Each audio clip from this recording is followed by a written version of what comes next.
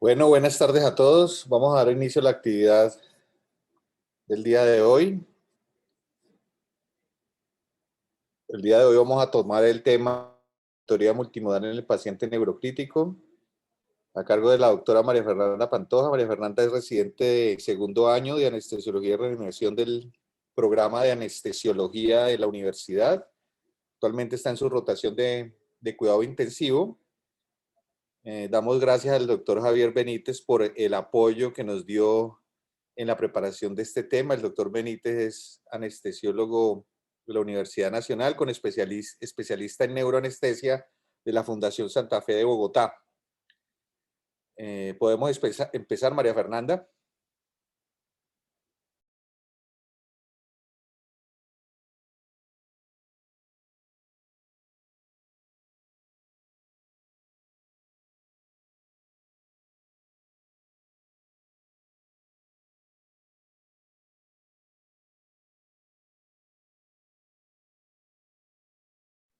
Ya puedes empezar, María Fernanda. Tienes el micrófono abierto ya.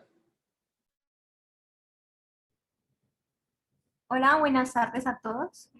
Me presento, yo soy María Fernanda Pantoja, soy residente de segundo año de anestesiología y reanimación de la Universidad del Valle. Y como lo dijo el doctor Caballero, hoy vamos a hablar de monitoría multimodal del paciente neurocrítico. Les agradezco a mis dos tutores por la monitoría y pues por el tiempo dedicado para la preparación.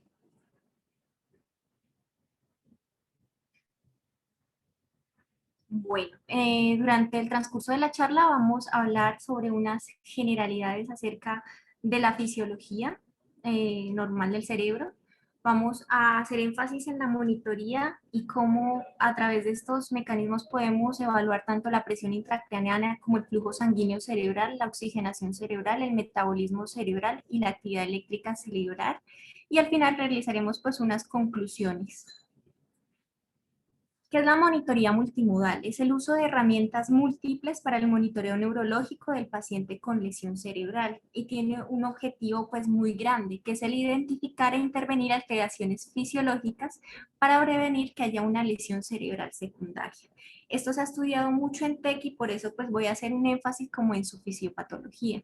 Recordemos que el TEC tiene unas lesiones primarias, que es la ocasionada por el daño directo de estas estructuras, como lo sería una fractura, una contusión, una laceración o una lesión axonal.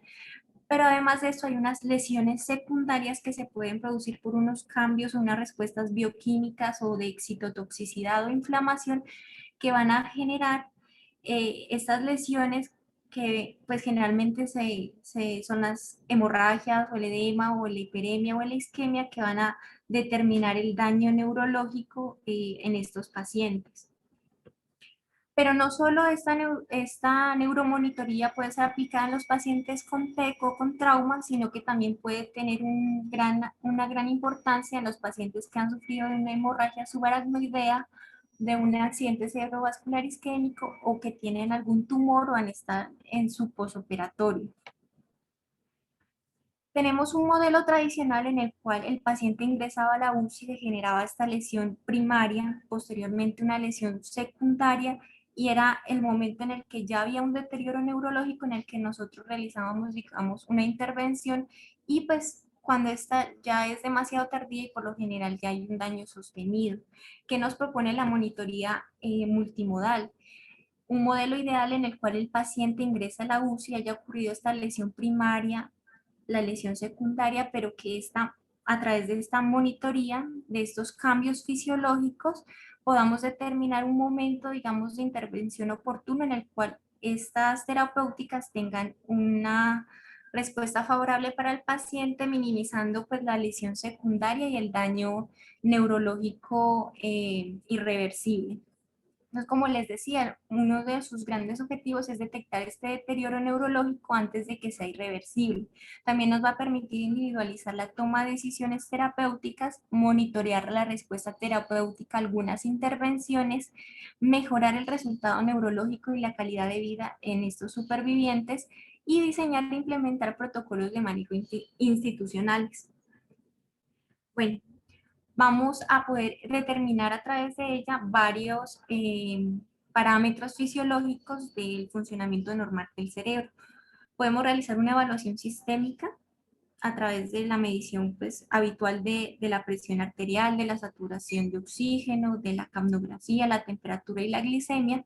Podemos realizar también una evaluación del estado neurológico a través de la clínica, de las escalas de Glasgow y Ford y a través de imágenes. La presión intracraneal también se puede monitorear a través de la monitoría de la PIC, del Doppler transcraneal y del diámetro de la vaina del nervio óptico. El flujo sanguíneo cerebral lo vamos a poder medir a través de el Doppler transcraneal y de otras imágenes o ayudas diagnósticas. La autorregulación cerebral la podemos medir a través de el Doppler transcraneal y unos índices de reactividad que mencionaremos más adelante, la oxigenación cerebral a través del PET scan, que es como el gol estándar. Sin embargo, tenemos otras opciones de las cuales haremos énfasis más adelante, que es la saturación venosa del bulbo de la yugular y la presión tisular de oxígeno cerebral. El metabolismo cerebral lo mediremos a través de microdiálisis y la actividad eléctrica cerebral a través del electroencefalograma continuo. Entonces, esta monitoría multimodal la podemos dividir en esta forma. Va a haber una monitoría clínica que no podemos dejar a un lado, la monitoría neurológica ya como tal. Van a haber unos métodos de medición global, que son la PIC, la saturación venosa del bulbo de la yugular y el electroencefalograma, y la espectroscopia por infrarrojo, y ya unos métodos regionales que son la presión tisular de oxígeno, la microdiálisis y el Doppler transcraneal. Por último, pues nos queda como la monitoría sistémica, que podemos realizar una monitoría hemodinámica a través de aparatos como el Vigileo o el FlowTrack. La evaluación clínica neurológica, entonces debemos recordar que es un componente importante de la evaluación de estos pacientes, que nunca va a estar, digamos, no podemos olvidarla, sino que va a estar asociada a la monitoría que posteriormente mencionaremos, y entre ella evaluaremos el estado de conciencia del paciente, el déficit motor o sensitivo que haya residual y la respuesta pupilar. Y tenemos dos escalas pues como muy importantes, principalmente la escala Glasgow, que es la que utilizamos para determinar la gravedad del TEC y a realizar un seguimiento en el tiempo. Recordar que esta pues evalúa la apertura ocular, la respuesta verbal y la respuesta motora, y pues le da un puntaje a cada uno de estos ítems. La escala FOR es otra escala que también se ha estandarizado en TEC, y pues nos permite, además de evaluar las mismos ítems que en el Glasgow, hacer como una valoración un poco más completa al incorporar pues la respuesta ocular y los reflejos del tronco encefálico, y se ha visto que puede ser útil para hacer el diagnóstico de síndrome de enclaustramiento. ¿Qué pasa con estas escalas? Que a veces son un poco más difíciles de realizar en el paciente que se encuentra en UCI porque está bajo efectos de sedación profunda o de relajación muscular. Estas ya no van a determinar esos cambios sutiles en la fisiología cerebral, sino que, digamos, nos van a permitir determinar este déficit neurológico cuando ya está tardío. Y por eso, pues, nosotros vamos a hacer el énfasis de la importancia de la monitoría multimodal para poder detectarlos antes de que esto ocurra. Como les decía, esta monitoría puede dividirse en unos factores globales, recordemos cuáles son. Entonces está la PIC, la saturación venosa del bulbo de la yugular, el electroencefalograma y el MIRS o espectrograma. Antes de hablar de la monitoría de la PIC, quiero hacer pues una introducción como en la fisiología básica, recordar la doctrina de Monroe-Kelly, que nos dice que el cráneo es una estructura fija que contiene tres elementos grandes. Una es la masa encefálica, el líquido cefalorraquídeo y pues el contenido como venoso arterial de sangre. Cuando aparece una nueva estructura, en este caso una masa, digamos en el encéfalo, vamos a ver que las otras variables tienen que afectar, o ya sea disminuyendo su diámetro, su volumen, para poder generar una compensación de la misma y pues que no haya una alteración de la PIC. Sin embargo, sabemos que pues hay un momento en el cual ya se pierde esta confianza y la PIC aumenta. Y esta gráfica pues nos muestra esto, es una gráfica que muestra o que relaciona el volumen con la presión intracraneana. Entonces, sabemos que es una curva que inicia en el punto más bajo de presión intracraneana, que nos muestra dónde está pues, en ese punto esa presión intracraneana cuando la compliance es alta. En este momento, cambios importantes de volumen van a generar unos cambios muy mínimos de la presión intracraneana. Sin embargo, vemos que hay un punto en el cual estos cambios compensatorios, digamos, se rompen y van a aumentar exponencialmente esa pica. Entonces, en este momento de la curva, vamos a ver que cambios tan pequeños en el volumen van a generar grandes cambios en la presión intracraneana. Y en este momento hablamos de que hay ya una compliance baja en ese sistema. En cuanto a la medición de la presión intracraneana, recordar que hay varios catéteres. El más usado es el intraventricular. Sin embargo, el intraparenquimatoso se usa con menor frecuencia y ya hay otros como el epidural o el subdural, incluso el subaracnoideo, que ya han perdido como su uso. En cuanto al intraventricular, tenemos como ventaja que hace una medición de la presión global, que puede permitir el drenaje terapéutico de líquido cefalorraquídeo y que requiere pues una calibración en vivo que es fácil de realizar. Que tiene como desventaja que técnicamente es difícil, lo debe colocar pues un neurocirujano, y tiene un riesgo de hemorragia de infección de hasta el 20%. También hay pues riesgo de obstrucción de este catéter. El intraparenquimatoso tiene como ventaja la facilidad de la implantación, que tiene una baja tasa de complicaciones y el riesgo de infección en este caso es menor al 1%, pero este no va a permitir el drenaje de líquido cefalorraquídeo, va a generar una medición pues, de la presión ya local y no pues permite la calibración en vivo. Por último, recordar pues que la PIC en este momento se tiene como un valor de hipertensión endocraniana cuando es mayor a 22 milímetros de mercurio, y esto es según la Brain Trauma Foundation. La presión de perfusión cerebral, recordar la fórmula que es la presión arterial media menos la presión intracraneal, se puede calcular pues haciendo la medición de estas dos variables. Para la toma pues, de la PIC es necesario realizar una calibración a cero, que el paciente esté en una posición de 30 grados, es decir, un semi-Fowler, y tener en cuenta que esta posición puede generar una disminución de hasta 11 milímetros de mercurio en la medición de la PIC. El valor normal de presión de perfusión cerebral está entre 60 y 70 milímetros de mercurio. Sin embargo, ya las guías sugieren que este valor debe ser un rango individualizado y que no se puede generalizar y debe individualizarse según el paciente. Recordemos la onda de presión intracraneana, que tiene tres componentes: el P1, que es la onda de percusión, P2 es la onda lateral y P3 la onda dicrótica. Y la sola evaluación de la morfología nos puede dar como una indicación de que el paciente está aumentando su presión intracraneal y alterándose pues esta presión de perfusión. Entonces vemos como P1 debe ser generalmente mayor a P2 y P3, pero cuando hay este aumento de presión intracraneana, P2 va a ser mucho mayor que P1. Recordemos también las ondas de Lumber, ¿verdad? Que estas ya son con una medición continua de esa PIC, un trazo continuo. Y hay unas ondas tipo A, que son las que pues, se dan cuando la PIC está entre 50 a 100 milímetros de mercurio, duran entre 5 a 20 minutos y pues son indicativas de una inminente hipertensión endocraniana, o sea, requieren un manejo rápido de esa hipertensión. Las ondas B, que están entre 20 a 50 milímetros de mercurio, duran entre 1 a 20 minutos y pues su importancia radica en que pueden progresar a unas ondas A, y las ondas C, que son menores a 20 milímetros de mercurio, pueden durar entre 4 a 5 minutos, pero pues estas no representan ningún cambio patológico. Las indicaciones de la monitoría de la PIC, entonces está indicada en todos los pacientes con TEC grave que tengan un potencial pronóstico y que tengan TAC anormal.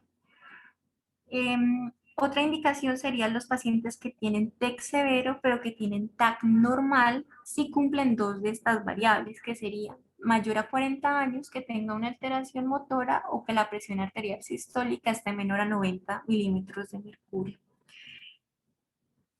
El consenso de Milán, que salió en 2014, digamos que maneja otras indicaciones para la monitoría de la PIC, que ellos no recomiendan como su toma rutinaria en los pacientes que tienen TEC y TAC normal, sino que recomiendan una segunda TAC de rutina para su seguimiento o una TAC urgente cuando hay deterioro clínico. En cuanto a la presión intracraneana, cuando documentamos esta hipertensión, se recomienda, o la recomendación universal es realizar un tratamiento temprano por el riesgo pues, de complicaciones de tensión y isquemia. Que esta monitoría de PIC no solamente, como les decía, no es exclusiva del trauma cerebral, sino también se puede realizar en otras patologías neuroquirúrgicas, que lo ideal sería intervenir o realizar intervenciones guiadas por la PIC en los pacientes con TEC, porque se ha visto que puede reducir la mortalidad en ellos y que el pronóstico pues no está dado tanto por la duración o la gravedad de la hipertensión endocraneana, sino por mediciones de la PIC.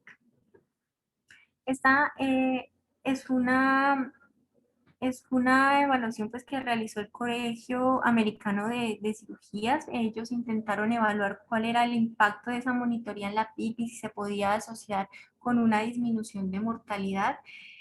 Ellos documentaron a través de bases de datos 10.000 pacientes con TEC en 155 centros entre el 2009 y el 2011 y documentaron o concluyeron que sí había un impacto en la mortalidad, que esta se podía reducir, sobre todo en los pacientes, cuando se realizaba pues esta intervención en los pacientes que tenían mayores elevaciones de la misma. Y ellos concluyeron que no solamente era el monitoreo per se el que tenía como un determinante crítico en el resultado de los pacientes, sino que la guía de estas intervenciones basadas en esta monitoría la que iba a impactar en los resultados. Bueno, otro concepto de fisiología cerebral es la autorregulación cerebral. Recordemos que esta tiene un rango entre 50 y 150 y es esa capacidad de respuesta que tiene el flujo sanguíneo cerebral para mantenerse estable a pesar de los cambios de presión, en este caso arterial medio, presión de perfusión. Hay varias variables que pueden impactar y que pueden, digamos, aumentar o disminuir esta capacidad de autorregulación, como lo son la presión arterial de oxígeno y la presión arterial de CO2.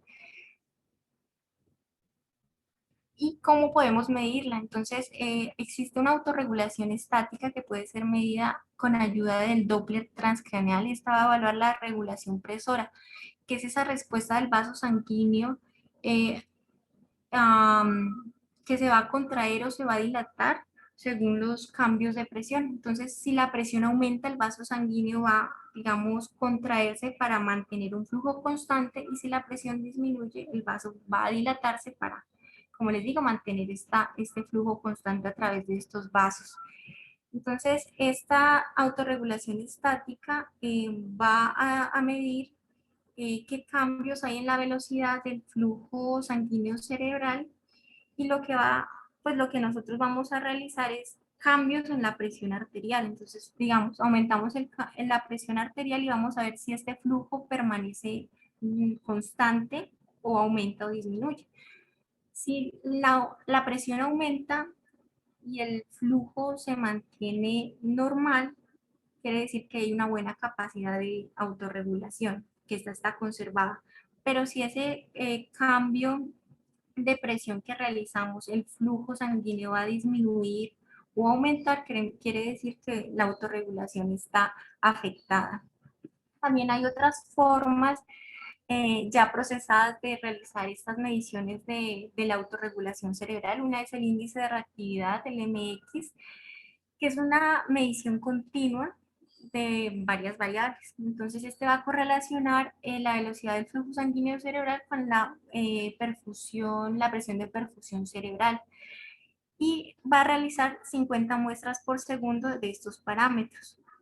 Es digamos, un sistema y un procesamiento a través del coeficiente de Pearson y nos va a dar unos valores entre +1 y -1.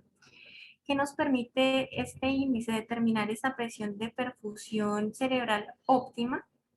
Como les decía, él realiza una medición continua y cuando estos valores están por debajo de cero, o sea, entre cero y -1, vemos que hay una adecuada capacidad de respuesta de la autorregulación cerebral, y lo contrario, cuando el índice es positivo, o sea, de 0 a +1, vamos a ver que hay una alteración de la autorregulación cerebral. El índice de reactividad, el PRX, aquí, perdón, tuve una confusión. El PRX es también una medida continua, pero en este caso no se mide la velocidad del flujo sanguíneo cerebral, sino que va a correlacionar la PIC con la PAM. Entonces también se realizan varias muestras por segundo, se realiza este análisis pues, matemático a través del coeficiente de Pearson y también nos entrega unos valores de +1 y -1, como les decía. Cuando los valores están entre 0 y -1, hay una adecuada capacidad de autorregulación cerebral, y cuando el valor es positivo, de 0 a +1, pues va a haber una alteración en esta respuesta. Y de igual forma que el MX nos permite determinar esa presión de perfusión cerebral óptima. Y en este caso, este índice nos muestra que en el punto más negativo de esta U, digamos, es la presión cerebral, la presión de perfusión cerebral óptima que se obtiene con el menor pico. Bueno, cuanto al consumo cerebral, recordemos que las necesidades de energía del cerebro están divididas de esta forma. Basales son el 40% y van dirigidas a mantener la integridad celular, los gradientes electroquímicos, en los transportes intracelulares y la síntesis proteica, y hay un 60% que ya son como necesidades funcionales que van a mediar pues, la actividad eléctrica. En cuanto al metabolismo neuronal, recordar que el consumo metabólico de oxígeno cerebral está entre 3 a 5 mililitros por 100 gramos de tejido minuto, que el ATP se va a producir en su mayoría a partir de la glucosa, en un 92%, pero los cuerpos cetónicos y el lactato pues, pueden participar en su producción. Que el cerebro es un órgano con un metabolismo basal muy alto, que no tiene pues una forma de almacenamiento energético como lo sería pues el caso del glucógeno, y que a veces incluso 7 minutos de isquemia pueden resultar en un ATP de cero. Uno de los monitorías que nos permite evaluar la oxigenación cerebral es la saturación venosa del bulbo yugular. Entonces, es una medida que nos permite estimar el balance global entre el aporte y la demanda de oxígeno cerebral. Esta medición fue descrita por Gibbs en 1942. Se realiza, como les decía, en la vena yugular interna, que es la vena que va a drenar todo este contenido venoso del cerebro. Eh, la idea es ubicar este catéter, como ya lo veremos, en el bulbo de la yugular que queda en la base del cráneo, y recordar que en este punto el 70% de ese contenido venoso corresponde al hemisferio ipsilateral y el 30% al hemisferio contralateral. Entonces, hay unos principios básicos. Recordar que es un catéter venoso central, pero que se va a ubicar en la vena yugular interna y se va a dirigir retrógrado, o sea, hacia arriba, hasta llegar al bulbo de la yugular. Su uso permite la medición de esta saturación venosa a este nivel. En la vena yugular que vamos a usar es la vena dominante, que se ha determinado que es la que tiene mayor diámetro, ya sea medido por TAC o por ecografía, o inclusive la oclusión de esta vena, pues por bilateral, de forma bilateral, podemos determinar cuál es la que eleva mayor la PIC, y esa puede ser la vena dominante. El catéter, como les digo, va a quedar a nivel de la apófisis mastoides o C1 o C2, es como la referencia anatómica en una radiografía cervical lateral. Y pues la idea es que quede en este punto en específico para evitar la contaminación extracraneana pues, con sangre que viene de otros tejidos. Entonces, como les decía, nos permite determinar el aporte y el consumo de oxígeno que va a estar relacionado en realidad con el metabolismo cerebral de este oxígeno y el aumento o disminución del flujo sanguíneo con relación a este. Entonces, esta saturación venosa va a tener unos valores normales entre 55 y 75%, perdón. Cuando este valor es menor a 55%, hablamos de que hay isquemia y esta puede estar dada por un aumento de la PIC, por una disminución de la presión arterial de CO2, una disminución de la presión arterial media o un aumento del consumo metabólico de oxígeno. Entonces, como vemos, si aumenta el consumo metabólico de oxígeno, por ende va a aumentar el flujo sanguíneo en ese sitio como tal. Cuando esta saturación es mayor a 75, podemos hablar de que hay una hiperemia. Entonces, esta hiperemia puede ser resultante de la disminución del consumo metabólico de oxígeno, del aumento en el flujo sanguíneo, de la hiperoxia o de la muerte cerebral.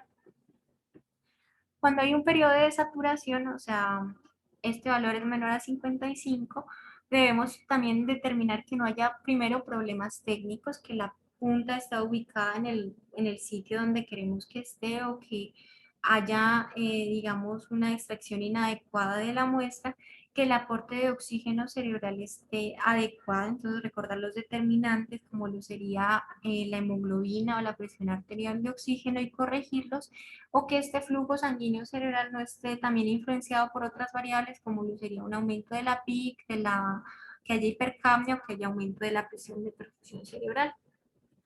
¿Qué ventajas tiene esta monitoría? Es que es de fácil realización, que es fácil interpretar y que puede medir pues, esta saturación en tiempo real o continua, pero tiene como desventajas que igual es un procedimiento invasivo, como lo dije, era un catéter venoso central, puede haber riesgo de hemorragia, de infecciones, de neumotórax, que puede haber pues, problemas para determinar isquemias focales solamente y no, pues no nos determina, digamos, de forma global esta oxigenación cerebral, que puede haber riesgo de contaminación extracraneal y que las mediciones son periódicas.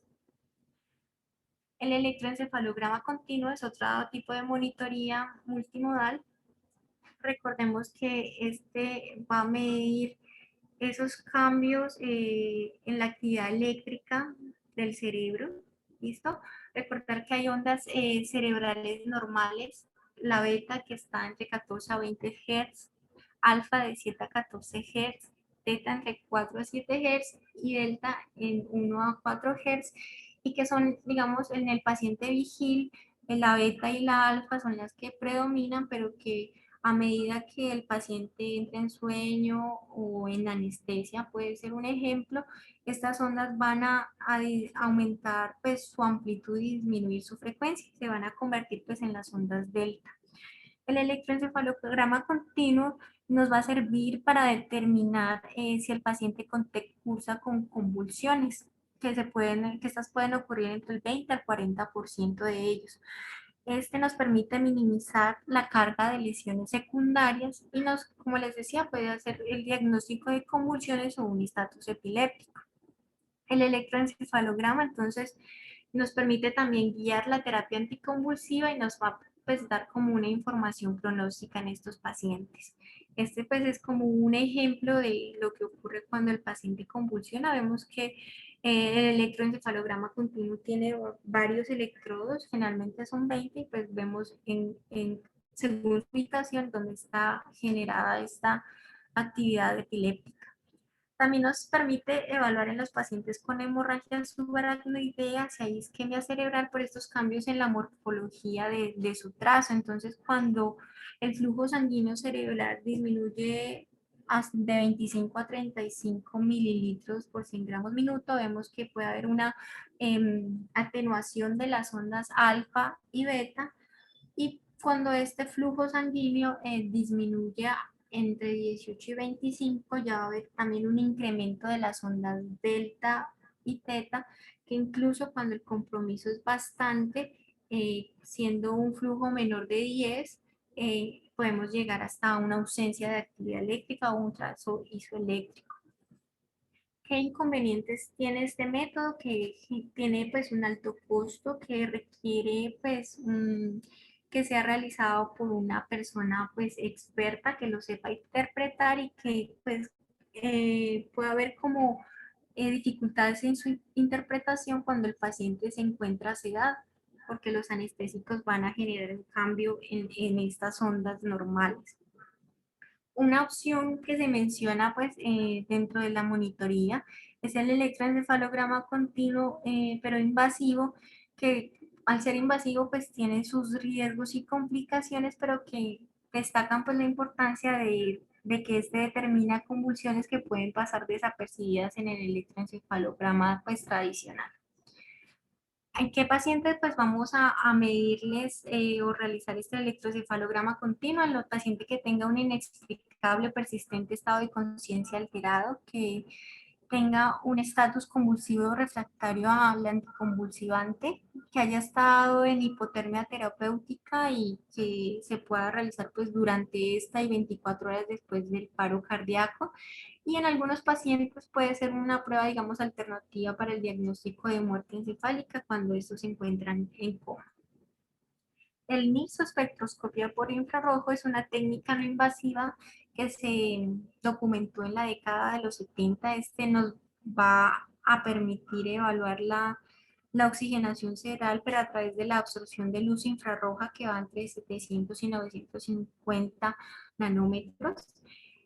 Como les decía, es como un oxímetro pues, en el tejido cerebral y nos permite hacer una medición de este a nivel regional. Em, y va pues a determinarse pues el contenido de oxígeno cerebral pues arteriovenoso, esa diferencia que hay entre la oxihemoglobina y la desoxihemoglobina. Entonces este es como uno de los monitores que nos permite realizar esta medición. ¿Cómo se interpreta? Entonces tiene un rango normal de saturación de oxígeno cerebral que va entre 60 a 75%. Sin embargo, pues no ha sido todavía posible estimar un umbral isquémico para guiar la intervención terapéutica y tiene como limitaciones que la profundidad que alcanza es de 2 a 3 milímetros y que también puede haber contaminación por muestras pues, de sangre intra o extracraneal.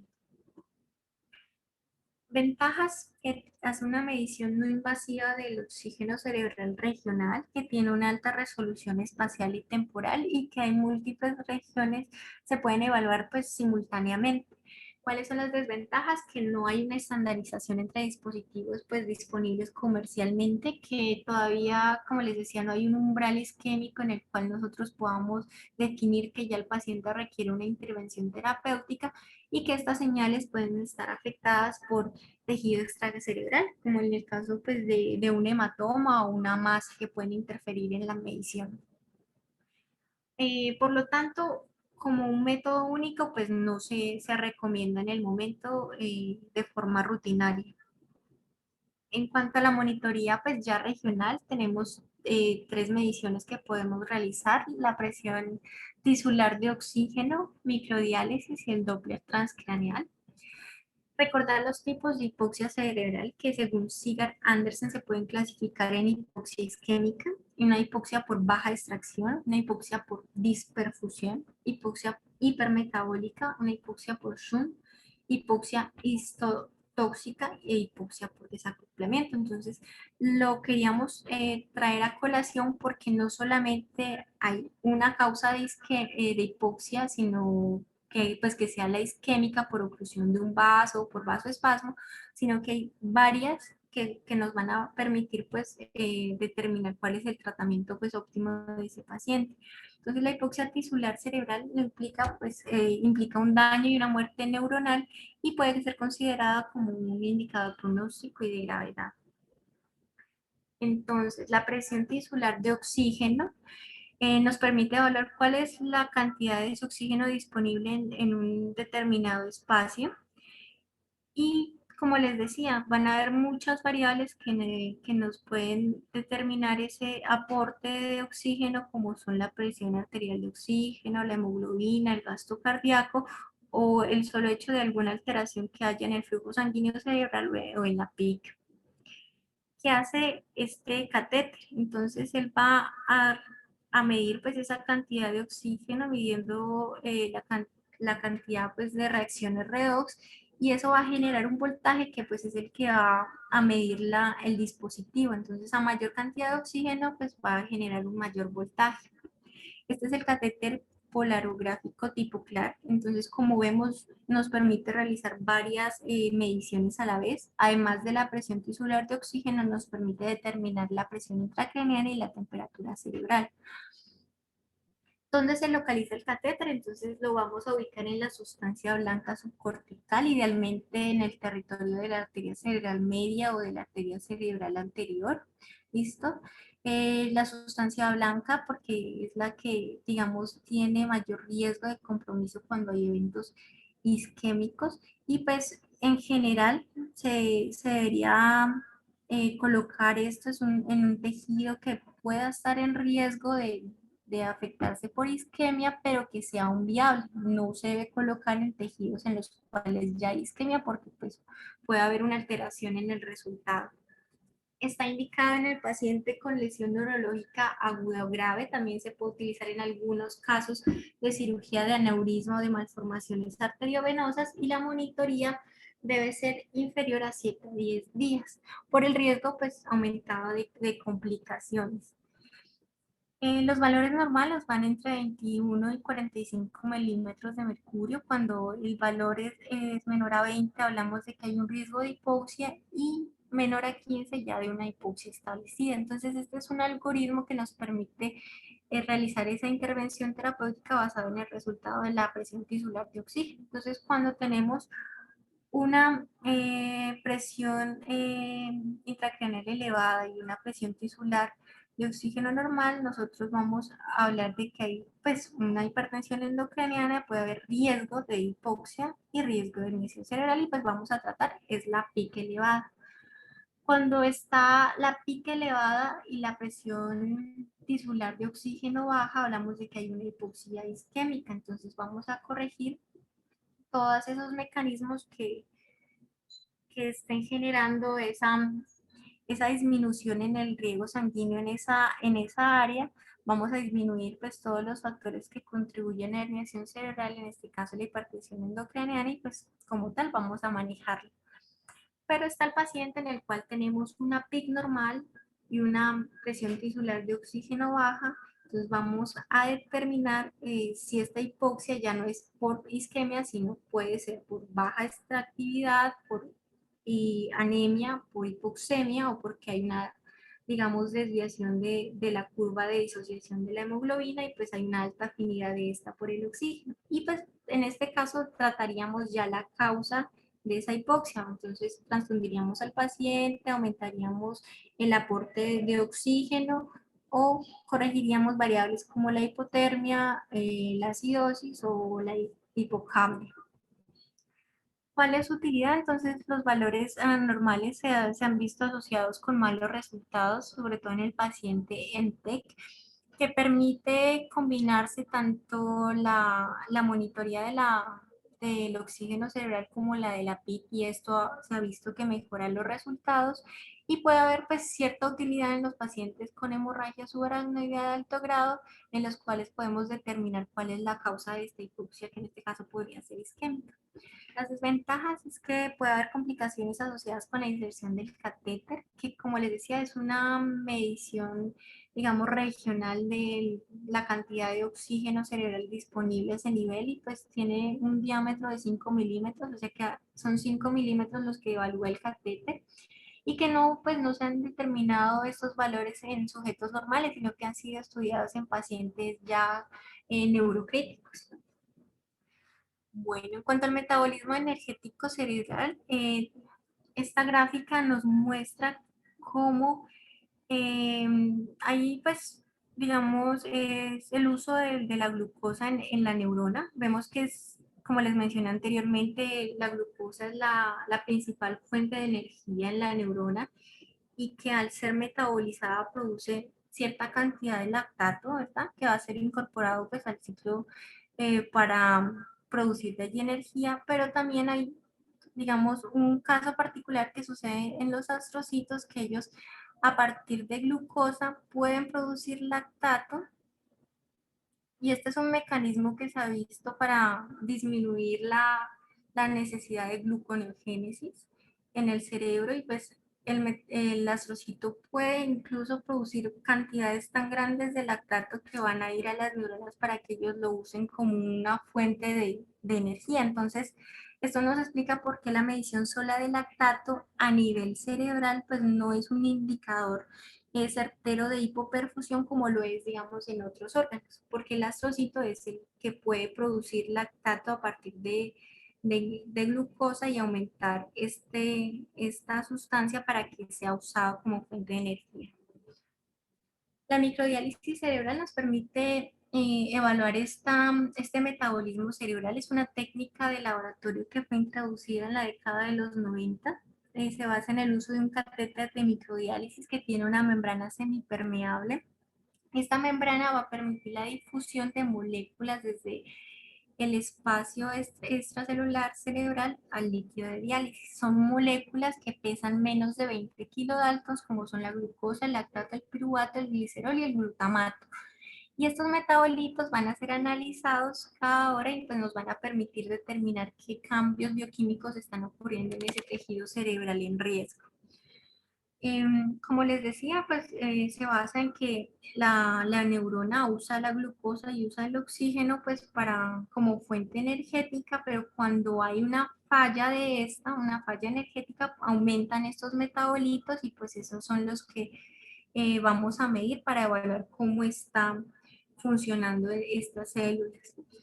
Dentro de los metabolitos que se miden, el índice o la correlación entre el lactato piruvato es el más utilizado, es el que nos permite evaluar con mayor precisión estos estados de isquemia y de metabolismo anaerobio. Sus valores normales van hasta 23 más o menos 4 y cuando este está incrementado, este está mayor a 24, pues podemos decir que hay una afectación de esta, de esta metabolismo energético. El lactato, como les decía, aunque puede utilizarse, no es confiable porque puede ser esa producción normal que hace el astrocito para elevar sus niveles los que puedan estar siendo determinados y no ya como un estado de metabolismo anaerobio y pues los restantes digamos que son también un poco menos específicos. Las limitaciones son la resolución temporal limitada, que nos permite, digamos, realizar una intervención terapéutica discutible y pues basada como en el contexto, que no se ha visto pues que haya evidencia de mejores resultados con su uso y pues a futuro, digamos, están estudiando unos nuevos biomarcadores, ya moléculas mucho más grandes, mayores a 100 kilodaltons, que puedan permitir pues esta evaluación un poco más específica. También este método, pues ya no relacionado con TEC, se ha visto pues usado también en ensayos de fármacos que atraviesan la barrera hematocefálica y puede permitir pues su evaluación a través del mismo. En cuanto a la circulación cerebral, sabemos que el cerebro es un tejido que usa pues bastante o que recibe bastante porcentaje del gasto cardíaco, es hasta el 15% en reposo, que su fuente pues de arterial de sangre está por las arterias carótidas internas y las arterias vertebrales y el flujo sanguíneo cerebral normal, como les decía, es de 50 a 100 mililitros por 100 gramos de tejido minuto. El flujo sanguíneo cerebral eh, puede disminuir, ¿verdad? Y cuando este pues alcanza valores de 18 puede generar una falla eléctrica, puede haber incluso en valores menores a 12 ya una falla metabólica con alteración de estas bombas iónicas a nivel celular. El flujo sanguíneo cerebral se puede medir a través de estos métodos, el método de Ketty-Smith, el PET-scan, que es como el gol estándar, la flujometría de difusión térmica y el Doppler transcranial, del cual pues vamos a hablar en las siguientes diapositivas. Entonces recordar que el Doppler transcranial fue introducido en 1982, que es una técnica no invasiva que tiene la ventaja de que se puede realizar a la cabecera del paciente y que nos permite realizar una medición indirecta de ese flujo sanguíneo cerebral a través de la medición de la velocidad del flujo. Y lo vamos a enfocar en esas tres patologías en especial: el vasoespasmo, la presión, pues la hipertensión endocranial y el paro circulatorio cerebral. Las ventanas que se pueden realizar son estas tres: la transtemporal, la suboccipital y la oftálmica, siendo pues la transtemporal la de mayor uso al permitirnos evaluar principalmente el territorio de la arteria cerebral media. Este es un patrón normal de la onda, pues, de flujo a nivel de la arteria cerebral media medida por el Doppler transcranial. Vemos que hay un pico sistólico, ¿listo? Y un componente diastólico que disminuye gradualmente. En cuanto al vasoespasmo, recordar que es una causa importante de morbimortalidad que se puede presentar entre 3 a 14 días después de la hemorragia subaracnoidea, y que vamos a poderle evaluar a través de la determinación de un aumento de la velocidad del flujo cerebral. El ecógrafo en estos casos nos permite tener una sensibilidad en su diagnóstico del 88% y una especificidad del 72%. Solamente con la medición de la velocidad media en esta arteria cerebral media podemos ver cómo la gravedad, pues, del vasoespasmo, y determinar si este es leve, moderado o severo. También podemos realizar unos índices que ya los veremos a continuación, pero esta, digamos, es el cambio o la onda característica, y vemos que el pico sistólico en estos casos es mucho más marcado y hay una disminución del pico diastólico que como vemos incrementa pues la diferencia entre ambos. El índice de pulsatividad, que se puede también calcular en estos casos midiendo el, el punto más alto de ese pico sistólico y el, perdón, el pico diastólico y el pico, pues la velocidad de flujo medio. Entonces se va a calcular con esta fórmula. Entonces vamos a, a tener en cuenta la velocidad de pico sistólico menos la velocidad del pico diastólico sobre la velocidad pico media, y el valor normal es entre 0.8 y 1.1. Cuando este está elevado, si es mayor a 1, podemos hablar de que hay un compromiso posiblemente de esta circulación, y pues puede una de las causas ser el vasoespasmo, inclusive pues a un aumento de la presión intracraneal. El índice de resistencia se va a calcular con la velocidad pico sistólica menos la velocidad pico diastólica sobre la velocidad pico sistólica. Su valor normal es de 0.42 a 0.62, y pues también un valor aumentado de este pues nos puede decir que hay un compromiso de este flujo sanguíneo cerebral a este lugar, y un aumento pues de la pica. El índice de Lindegard pues, nos permite diferenciar entre una alteración en la velocidad del flujo sanguíneo cerebral, ya sea asociado a un estado hiperdinámico o un vasoespasmo. Este, a diferencia del anterior, va a comparar las velocidades medidas en la arteria cerebral a través de pues, un Doppler transcranial, y la velocidad media de la carótida interna a nivel extracraneal a través de un Doppler carotídeo. Cuando este es mayor a 3, pues nos sugiere que probablemente la causa de este aumento del flujo sea más bien un vasoespasmo y no una hiperemia. El paro circulatorio cerebral también es una de las utilidades del Doppler transcranial. En estos casos es una prueba alternativa de muerte encefálica. Se puede realizar a través de dos mediciones separadas por 30 minutos y de forma bilateral. Las arterias pues, que más comúnmente se evalúan son la arteria cerebral media, la arteria basilar, la arteria carótida interna, y pues recordar que estos pacientes tienen que pues, tener como una adecuados valores de presión arterial y de PCO2. En esta imagen podemos ver qué ocurre pues, en el paro circulatorio cerebral, y vemos que hay un cambio en la onda con un pico, digamos, sistólico disminuido, pero con ausencia del pico diastólico, y en su lugar vemos una reverberación a nivel basal. La presión intracraneana puede ser evaluada también a través del Doppler transcraneal. Entonces vamos a ver cambios también en la morfología de ese flujo. Vamos a ver que a medida que aumenta la presión intracraneana va a haber un compromiso particular del flujo diastólico. que puede incluso negativizarse o invertirse cuando esta ya es lo suficientemente alta. Y la ecografía ocular, pues para mencionarla también como una medición que nos permite estimar aumentos de la presión intracraneana, recordar que se va a medir el diámetro de la vaina del nervio óptico. ¿Y por qué pues a este nivel? Porque la vaina del nervio óptico es una continuación de la dura madre y del espacio subaracnoideo. Cuando esta se aumenta, podemos hablar de que hay un aumento de la pico y de la presión pues, del litio cefalorraquídeo a este nivel, y el punto de corte que se maneja hasta el momento es de 5 milímetros de mercurio para determinar que un paciente pues, pueda estar cursando con hipertensión endocraneana. Las ventajas del Doppler, que es un método no invasivo, como les dije, también se puede realizar en la cama del paciente, que nos permite hacer una medición en tiempo real y continua, y que pues se ha visto que hay buena concordancia entre evaluadores. Y que no, pues además de realizar como un diagnóstico, nos permite hacer un seguimiento. ¿Cuáles son las desventajas? Que requiere pues una habilidad técnica, que puede haber una tasa de fallas que va hasta el 10%, y pues en algunos pacientes vamos a ver que hay una ventana ausente hasta en el 20%. Y no se puede realizar en pacientes que estén con ECMO o que tengan algún dispositivo de asistencia ventricular.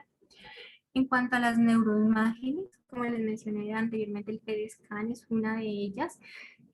Son ayudas diagnósticas que nos permiten hacer una medición de ese estado neurológico de una forma no invasiva, pero que a veces pues, no vamos a tener disponibles en nuestra institución, que requieren un personal experto que la realice y que la interprete, y pues nos van a dar una medición como fija en el tiempo, no continua, y pues digamos que esa puede ser una de sus limitaciones más grandes.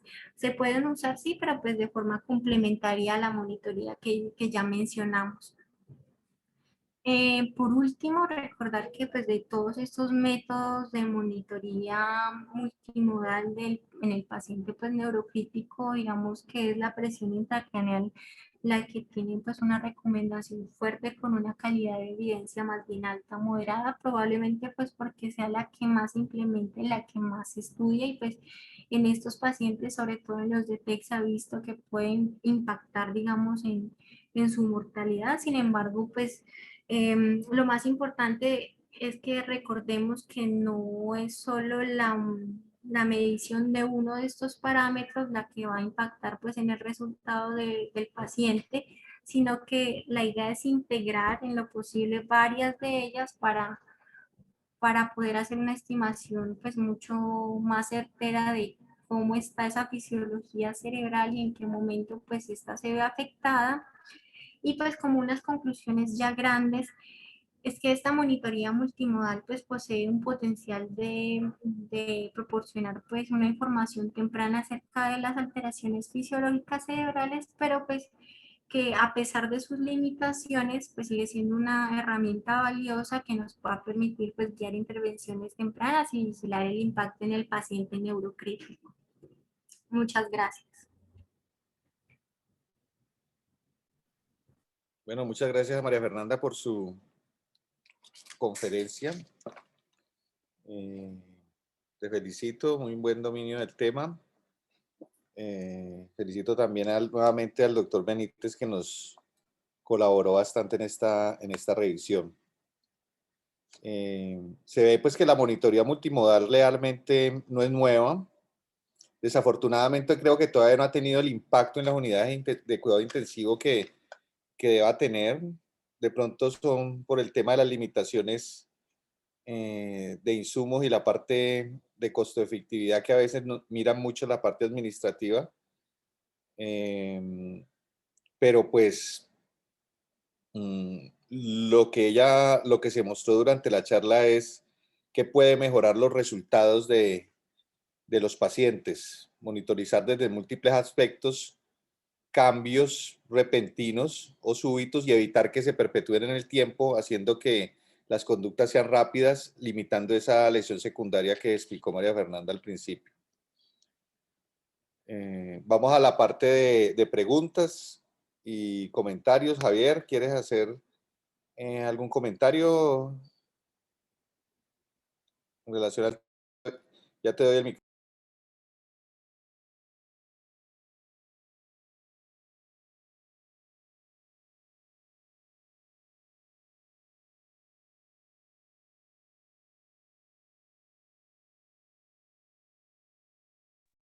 Listo, Javier, Carlos, puedes hablar. ¿ahí me escuchas, Fabricio? Ahí te escuchamos. Ah, bueno.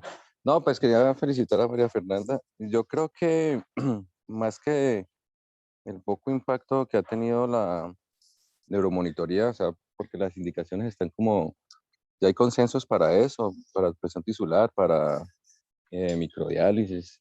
Yo creo que pues la charla también hace un llamado a que pues nosotros en nuestras unidades de cuidado intensivo exijamos que pueda haber un poquito más de este tipo de herramientas. Por ejemplo, como bien lo expresó ella ahí, por ejemplo, la herramienta del Doppler o pues el ultrasonido realmente y la herramienta Doppler del ultrasonido.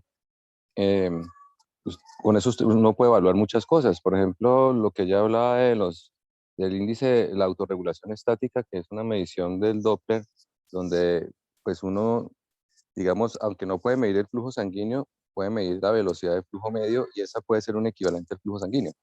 Entonces, digamos que si uno va elevando poco a poco la presión arterial media o la presión de perfusión, en este caso, y el flujo sanguíneo, la velocidad de flujo no cambia, pues uno diría que podría tener una autorregulación normal. Y algunos índices de vasoreactividad, por ejemplo, como el MX, requieren que tengan Doppler transcraneano continuo.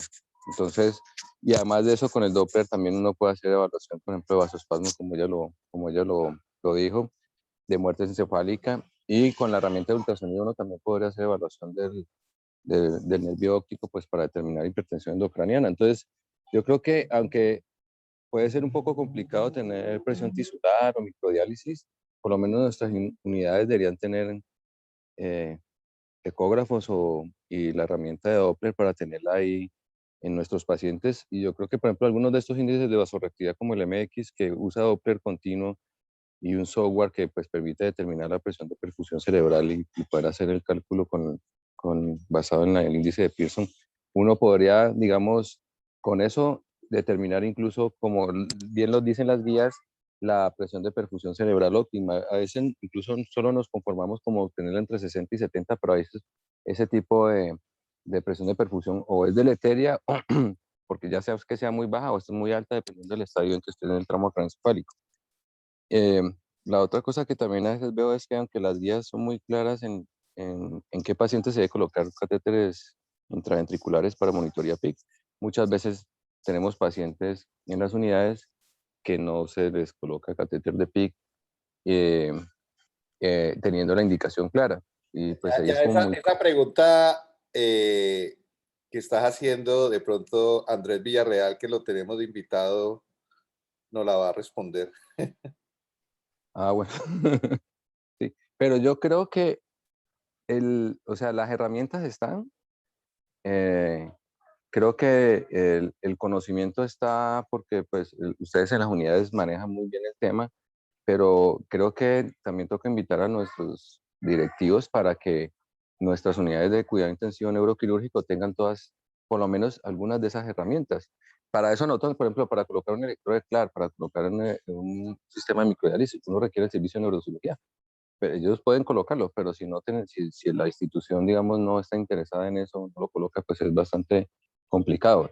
Y yo creo que para manejar nuestros pacientes deberíamos tener por lo menos una o dos medidas regionales y una o dos medidas globales, por lo menos para saber que a estos pacientes les puede ir un poco mejor. Y la otra es que también abre un campo grande para investigación, sobre todo nosotros que tenemos una población alta de pacientes con trauma craneoencefálico, porque, por ejemplo, no toda la monitoría está hecha, aunque se ha basado en el trauma, solo tiene algunas indicaciones precisas para otro tipo de patología. Por ejemplo, la hemorragia subaracnoidea podría ser el segundo tipo de patología que más se use. De pronto, hemorragia intracerebral y eso, algunos tipos de monitoría no nos va a servir mucho. Pero creo que las herramientas están, es solo, digamos, seguir insistiendo, porque si solo vamos a manejar nuestros pacientes a punta de TAC o a punta de PIC, por ejemplo, como lo manifestó María Fernanda, se puede tener un paciente con una PIC normal, pero una presión tisular de oxígeno baja. Y si ni siquiera si no tenemos presión tisular de oxígeno, ¿cómo sabemos si el paciente con PIC normal no está con algo de hipoxia tisular? Entonces, las herramientas están, creo que pues es en hora, estamos como en débito para poderlas seguir implementando. Bueno, pero a pesar de todas las limitaciones, de pronto aquí en el hospital con la unidad de neuro hemos tratado de evolucionar un poco a eso porque hacemos por lo menos, no es siempre, pero en algunos pacientes les hacemos seguimiento de Doppler. De hecho, las imágenes que mostró María Fernanda son pacientes de aquí del hospital. Hay que decir, como dijo Javier, que la herramienta Doppler y la correlación de esos índices realmente no le dicen a uno en sí cuánto es el flujo sanguíneo cerebral, pero sí le da esa técnica un aproximado de cómo está impactando en ese flujo sanguíneo cerebral. Por ejemplo, si la velocidad de flujo se duplica, puede ser que el flujo sanguíneo cerebral se haya duplicado también. Lo mismo sucede al contrario, si la velocidad de flujo disminuye a la mitad, significa que el flujo sanguíneo muy probablemente bajó a la mitad.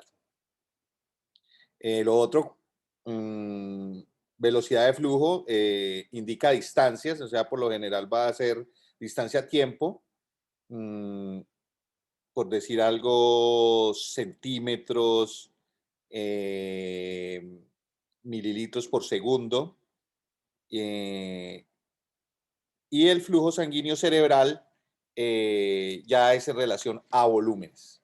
Eso también hay que tenerlo en cuenta. O sea, uno ve la velocidad y no puede tener claro cuánto volumen es, pero sí esa velocidad cuánto impacta y asimismo correlacionarlo con el volumen. Lógicamente también eso hay que analizarlo dentro de varios aspectos de cómo está la isonación del Doppler y otros aspectos en relación a la autorregulación cerebral que dijo María Fernanda. Bueno, me gustaría que el doctor Andrés Villarreal nos diera su punto de vista en cuanto a la monitoría multimodal y en cuanto a la pregunta que le comentamos con Javier en relación a la colocación de monitoría de PIC. Puedes hablar, Andrés. Hola, ¿cómo están? Muchísimas gracias por la invitación. Al doctor Caballero, al doctor Benítez, a María Fernanda la felicito, muy buena exposición. Puso un panorama muy amplio de todo lo que se puede hacer en pacientes neurocríticos. No son los pacientes que están bajo ventilación mecánica y no solamente en trauma craneoencefálico, que es lo que están hablando ustedes, porque, por ejemplo, uno ve en otras instituciones, por ejemplo, cuando hay programas como trasplante hepático para patología hepática fulminante, una de las primeras cosas que el anestesiólogo, el grupo de anestesiología le está diciendo a uno, oye, necesito una monitoría de PIC, por ejemplo, y PIC intraparenquimatosa idealmente. Y a pesar de haber instituciones con bastante desarrollo tecnológico, este tipo de aditamentos y sondas ha sido difícil la consecución porque piensan que es muy costoso y que no tiene impacto en los pacientes, y como dijo María Fernanda, sí tiene impacto en los pacientes y es de mucha ayuda, desde luego, dependiendo de quién está manejando el barco o quién está manejando la nave espacial, porque ustedes pueden tener una unidad de cuidado intensivo con toda la tecnología, con todas las monitorías, hasta con microdiálisis, pero depende muchísimo de quién está haciendo el seguimiento y quién está interpretando los datos, que es lo que ustedes dijeron, que eso es lo más importante. Hay cosas que son básicas, pero que generan muchísimo impacto. Eso que estás diciendo de la monitoría de presión intracraneana con catéteres, sí es algo que siempre lo he escuchado de la parte de cuidado intensivo, de por qué el neurocirujano no lo hace de forma efectiva, y tienen toda la razón. Muchos de los pacientes que requieren monitoría temprana de presiones intracraneales, tiene que uno tener muy buen equipo de neurocirugía para que esté presto en evaluar no solamente la indicación, sino la prontitud, porque tiene que hacer rápido. Muchos de estos procedimientos en estos pacientes tan complicados se hacen en la misma unidad de cuidado intensivo. Con algunos de ustedes hemos hecho estos procedimientos por inestabilidad de los pacientes y se tienen los equipos y se puede hacerlas en las unidades de cuidado intensivo, en el hospital. Varias veces me ha tocado hacerlo en las mismas unidades y es más la voluntad y el entendimiento entre todos los especialistas de cuidado intensivo y la parte neuroquirúrgica, pero sí, sí hay que reconocerlo. Hay un estudio que fue un estudio que generó mucho daño para esto de monitoría intraparenquimatosa, que es un estudio que se hizo eh, entre, creo que Bolivia, Ecuador, de Chestnut, sobre si ponerle o no ponerle monitoría intraparenquimatosa y si generaba algún tipo de impacto, pero tiene muchas falencias de selección de pacientes, porque trataban de decir de que pasaba lo mismo si se le colocaba monitoría intraparenquimatosa o no a los pacientes de trauma craneoencefálico severo. Yo creo que muchos de ustedes ya lo conocen, ese estudio es muy discutido, pero muchos neurocirujanos no generan, o muchas personas en cuidado de estos pacientes críticos no generan una evaluación no solamente de los resultados o de quién lo escribió, sino del desarrollo metodológico del estudio y que en realidad no es, las conclusiones fueron hasta antiéticas porque no lo desarrollaron en los países donde comités de ética fueran muy estrictos, sino en otros países donde más o menos le estaban tratando de decir, pues usted no tiene los equipos de monitoría intraparenquimatosa, pues ellos los regalamos. Entonces a ustedes pónganle a unos sí, a otros no, y a ver cómo les va. Y con un número de pacientes, un N muy bajo. Eh, entonces sí tienen la razón y es una percepción no solamente de ustedes, sino también de nosotros, que a veces uno va y hace turnos y va al otro día y dice, bueno, ¿y este paciente por qué todavía no la tiene? No, porque está fulano o fulana y dijeron que no la querían hacer.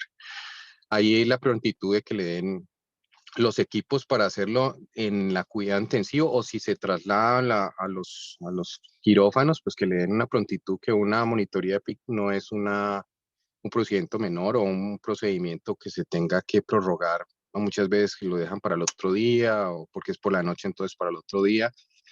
Eso sí hay que coordinarlo mucho mejor. En el hospital se están mejorando, pero hay que, como todos, son procesos de mejoramiento continuo. Me gustó mucho que hablaron sobre la parte de monitoría de electroencefalografía.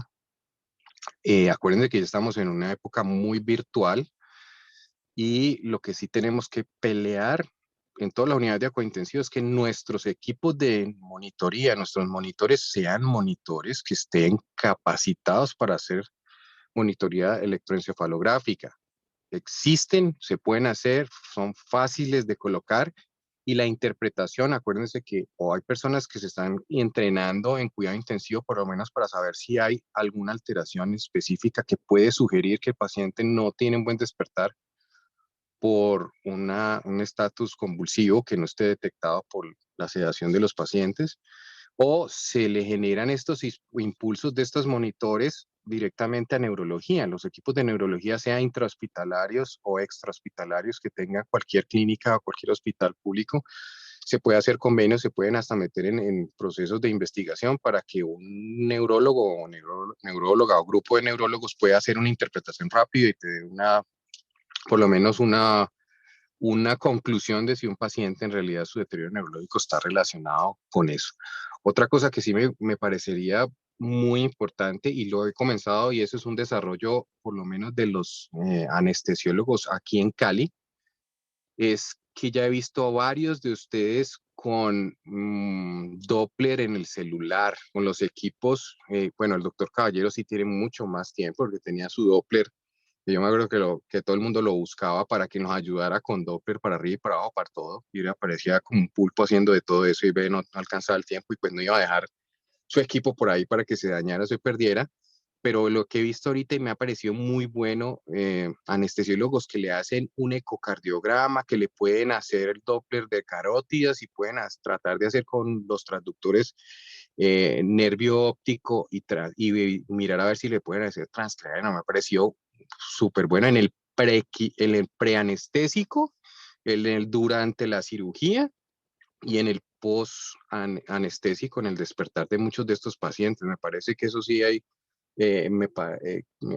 resaltarlo al grupo de anestesiólogos que está impulsando mucho, y no sería solamente ellos, sino que eso en cuidado intensivo, todos los intensivistas o todas las unidades de cuidado intensivo deberían tener un equipo de Doppler, pero muy bueno, y no solamente eso, sino que estuvieran la gran mayoría de personas capacitadas para poderlo hacer, porque en realidad se puedan hacer no solamente la detección ya cuando no haya nada que hacer, sino como lo dijo María Fernanda y el doctor Caballero, el doctor Benítez, en las tendencias para prevenir la injuria secundaria en los pacientes de trauma craneoencefálico o de lesiones intracerebrales, que ese es el objetivo de cuidado intensivo. Entre las últimas cosas que quiero decir es que a pesar de tener todo esto, sigue siendo el examen neurológico y el cuidado intensivo, valga la redundancia, lo más importante. Cuidado intensivo significa cuidar de forma intensiva. ¿Qué significa? Que las auxiliares de enfermería en estos tipos de pacientes son demasiado importantes. No solamente las auxiliares de enfermería. Además de eso, las enfermeras de cuidados intensivos que tengan manejos de pacientes neuroquirúrgicos y los intensivistas que tengan el conocimiento específico y que estén muy pendientes de mirar lo que se puede evaluar clínicamente. La parte del examen físico neurológico en estos pacientes no significa que si está intubado no se puede hacer examen físico neurológico, se puede hacer, se tiene que hacer, y muchas veces el asumir que las pupilas están normales, el, por así decirlo, regularizar o monitorizar el examen, de cortar y pegar más ahora en todo lo que es de computadores, sin ir a ver el paciente, sin evaluarlo, sin hacer el estímulo de dolor, sin mirar si tiene una hemiparesia, si tiene algún cambio en el examen físico. No nos sirve para nada tener todos estos equipos si no le estamos haciendo cuidado intensivo a los pacientes que requieren cuidado intensivo. Hay mucho por hacer de neurointensivismo, el hospital con la unidad de cuidado intensivo de neurocirugía, neurológico. Siempre hemos querido y hemos soñado de que tuviera, y que yo sé que sí se puede, no solamente un grupo de especialistas en cuidado intensivo, sino también en neurocirugía como apoyo y neurología, para tener todos los equipos y ser un centro de referencia de formación a nivel nacional y a veces internacional, para que vengan a ver por la cantidad de volumen de pacientes que nosotros tenemos y porque hay un lugar destinado para tener estos pacientes.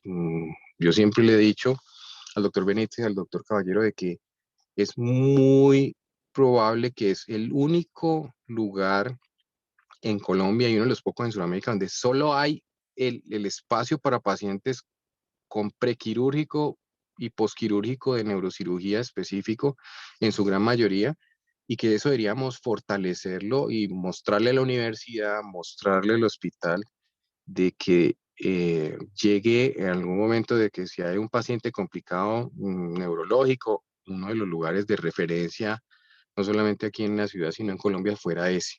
Ese sería como el gran sueño. Yo sé que ustedes lo están haciendo muy bien. Yo los quiero felicitar. Estas conferencias que han comenzado a hacer para aclarar a todo el grupo la importancia del manejo multidisciplinario. Vuelvo, se los digo, como la vez pasada que me invitaron, es nadie se puede echar las culpas, nadie se puede echar las flores, sino que es un trabajo en equipo.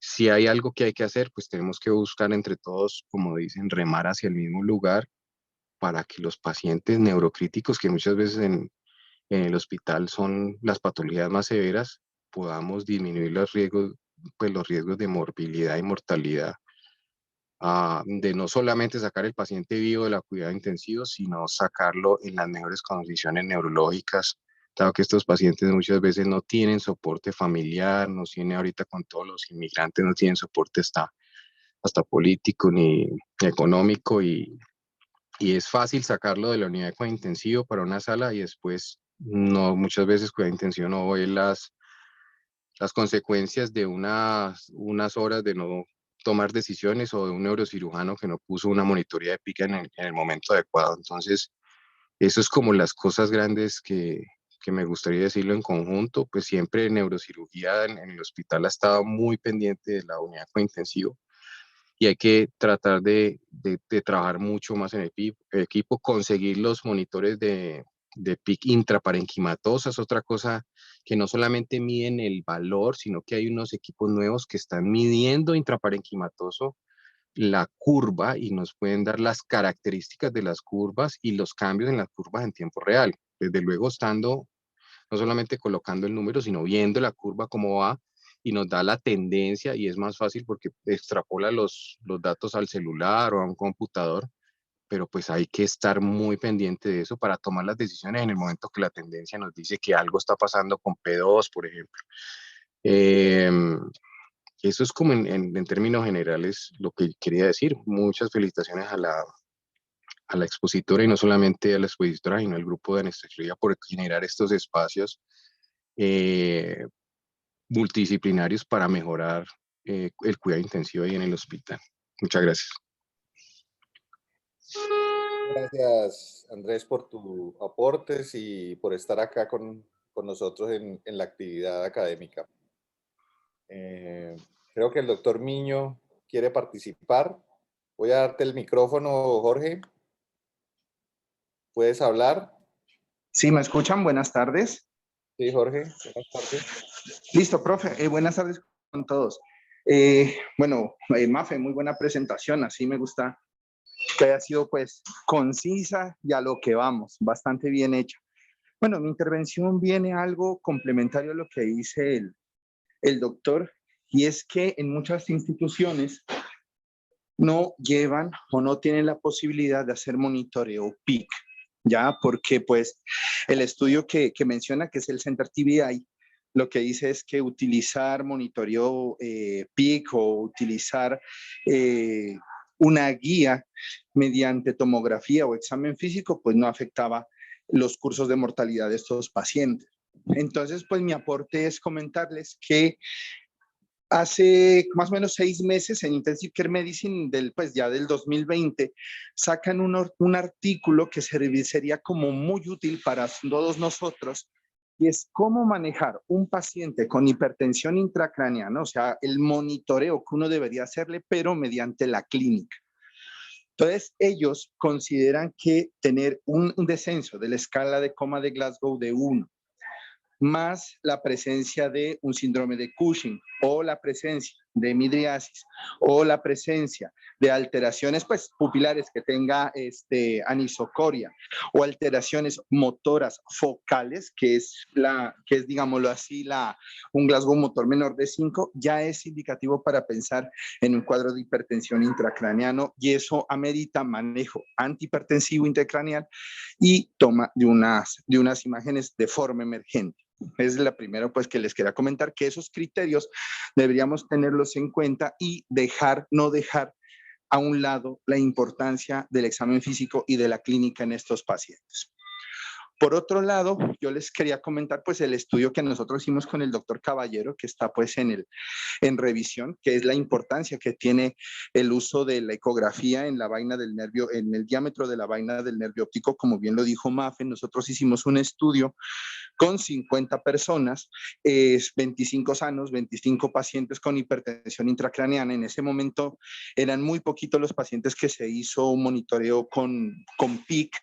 Entonces lo que nosotros hacíamos era buscar los pacientes que tenían signos tomográficos con hipertensión intracraneana, y estos tenían diámetros de vaina del nervio óptico superiores a 5.5. Entonces nos puede servir mucho utilizar este diámetro de vaina de nervio óptico, donde usted puede pensar hipertensión intracraneana, ¿ya? Con una seguridad, casi con una sensibilidad cercana al 95% y una especificidad cercana al 95%, con ese punto de corte de 5.5 milímetros. Tanto así que, tuvimos alguna experiencia donde pudimos empezar a manejar pacientes que nos interconsultaban desde quirófano, que tenían cráneo hipertensivo, y nosotros los mandábamos a tomografía de forma emergente una vez hacíamos esta detección cuando nos llamaban para valoración con nosotros. Bueno, muchísimas gracias. Sí, un estudio interesante, pronto a salir, aquí, realizado acá mismo, ¿no? Y lo que queríamos ver era cómo se comportaba en la población de acá, de Colombia, ¿no? porque ya hay como un estándar de la medición, pero en otros países el estándar era a nivel americano, pero en otros países se ha visto que dependiendo de las condiciones antropométricas de los pacientes, esa medición puede cambiar un poco. Entonces, eso también es lo que queríamos ver. Muy bien, Jorge. No sé si alguien más tenga preguntas o algún comentario. No veo que hayan levantado la mano y no veo más preguntas en el chat de participantes. Entonces, muchas gracias, doctor Benítez, nuevamente por acompañarnos. Muchas gracias al doctor Villarreal, ambos profesores de aquí de la universidad, el doctor Benítez de Anestesia, el doctor Villarreal de Neurocirugía, y a María Fernanda nuevamente felicitarla por la excelente revisión. Los esperamos el próximo jueves en la actividad de cuidado intensivo y esta noche con la actividad del departamento de anestesia también, pero en la parte de medicina perioperatoria. Hoy hablaremos de trombograma. Muchas gracias.